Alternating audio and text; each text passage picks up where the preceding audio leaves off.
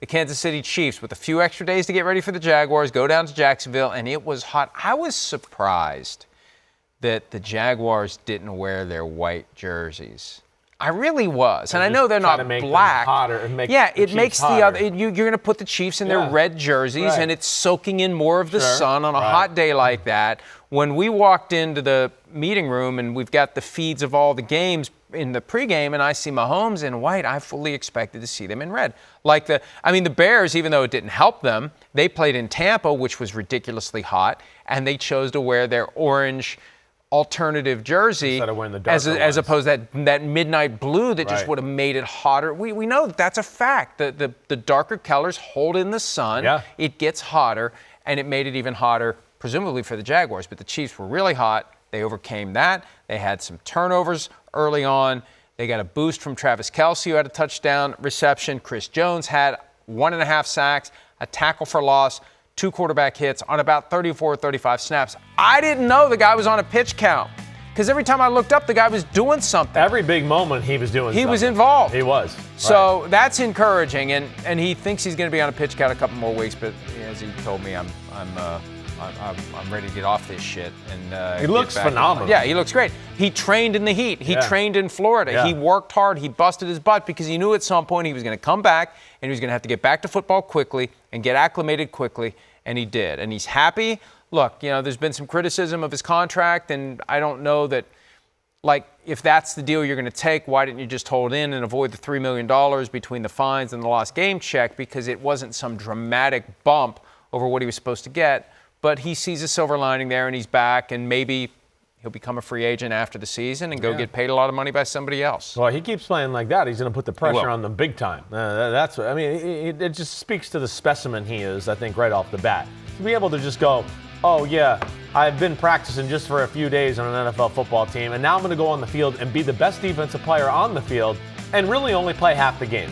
It kind of says it all, right? And I don't know what else to say. It's odd for us through 2 weeks of the year to sit here and go, the best thing about the Chiefs so far has been the Chiefs' defense. They were good in week 1 and what they did against the Detroit Lions. The Lions, we know that O-line, the run game, all of that, they hung in there against them in that capacity. And then yesterday was a phenomenal defensive performance because, like you said, it was a mistake game. The Chiefs are sloppy, right? We had the muff punt. They hold the Jaguars to a field goal, right? They down in there. Richie James muffs the punt where the sun must have gotten his eyes, and it's actually pretty comical if you see the up close on it. He literally is looking to his left, and the ball hits him on the right. He had no idea where the ball was when they showed the replay. But they get the ball inside the 15-yard line, and all the momentum, and there's a good hits him on the right shoulder. He had no idea where that ball was. But to hold him to a field goal there.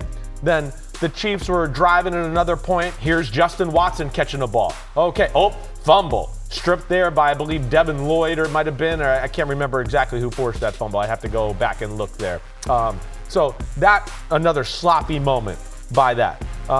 The Chiefs made some 4th down stops around midfield, right? There's the interception Mahomes throws right here.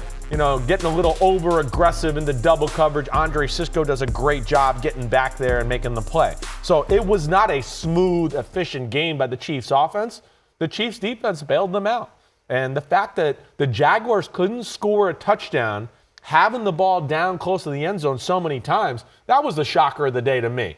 That the Chiefs won the battle up front in the pass rush and stopping Travis Etienne in the run game. And man, Trevor Lawrence, 41 attempts for 216 yards.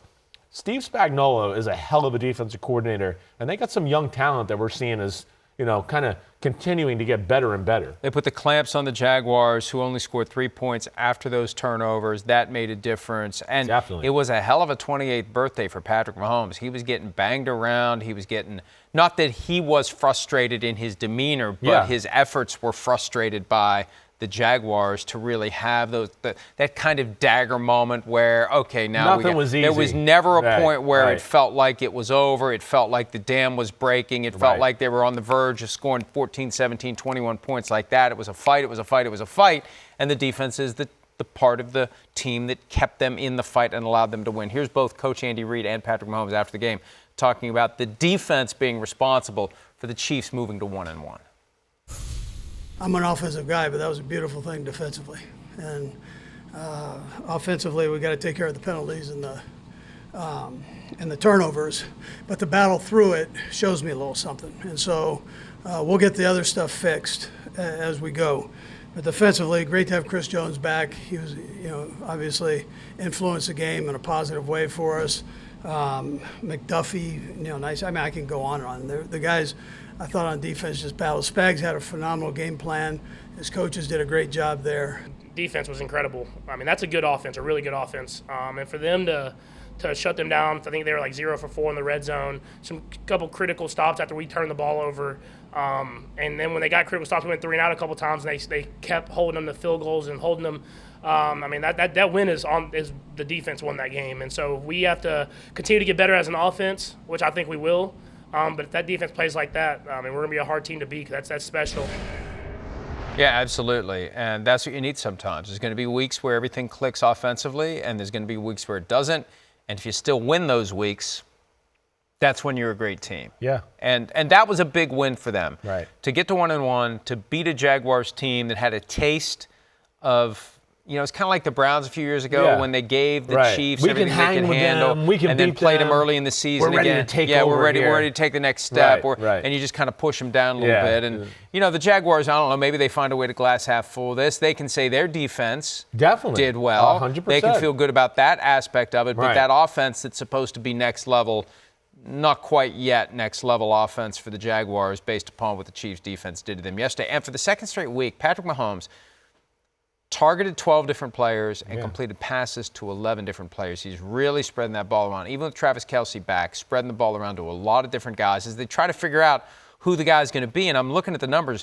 5 catches for Kadarius Toney. That was the most of any of the Chiefs players. Hurt his foot again. Nobody had more than 70 yards receiving. Yeah, he had the foot injury. And I think it was smart to get him involved and not kind of put him on timeout after what happened last week with the drops, because this is a guy that you need to be engaged. This guy's incredibly talented. And, he had a great play where he fought for extra yardage after a catch. I mean, he's drove motivated. The pile, got him a first down. He's motivated to make up for what happened last week. Now that we'll see what the injury means moving forward. But they got plenty of other guys. I mean, I'm just looking through names. Like every name you can think of was involved, had a catch, had a target. Richie James is the only one who got targeted but didn't have a catch, but 11 different guys. And they used them.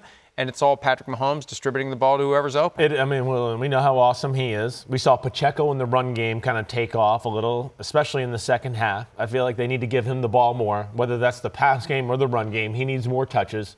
He's somebody that I worry about the Chiefs a little bit here. Kadarius Toney's, health status, which has been a thing throughout his whole career.